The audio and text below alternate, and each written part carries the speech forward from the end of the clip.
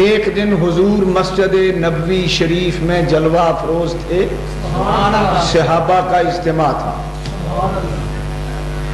سامنے سے حضرت ابو بکر تشریف لائے۔ حضور نے فرمایا من ارادا ان ینظر الی رجل من اہل الجنت فلینظر الی ھذا عتیق من النار او کما قال صلی اللہ علیہ وسلم۔ حضور نے فرمایا اگر میرے صحابہ تم نے اس دنیا میں کوئی چلتا پھرتا جنتی دیکھنا ہے تو ابو بکر کو دیکھنا۔ ھذا عتیق من النار، یہ آگ سے آزاد ہے۔ عتیق کے دو معنی ہیں، ایک معنی ہے حسین و جمیل اور ایک معنی ہے آزاد۔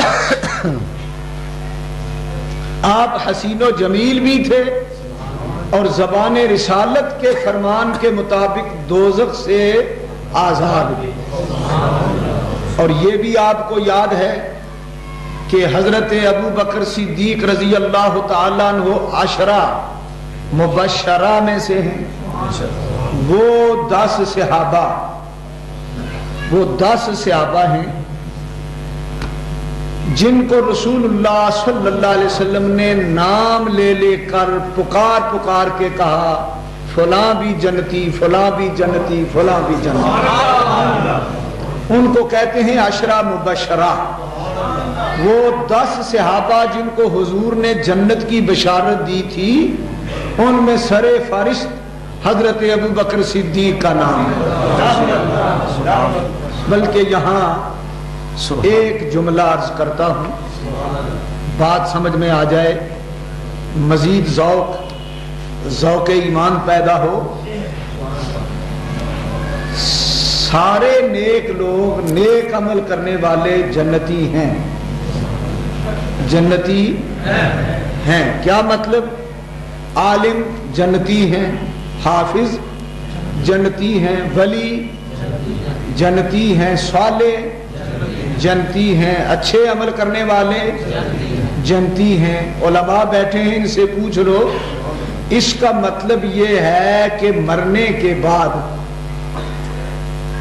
قبر میں جائیں گے، پھر قبروں سے اٹھائے جائیں گے، جب قیامت قائم ہوگی، اعمال تولے جائیں گے، جنتی اور دوزخی کا فیصلہ وہاں ہوگا، تو پھر نیک لوگ جنت میں پھر جائیں گے، کافر اور بدبخت یا گناہگار دوزخ میں جائیں گے۔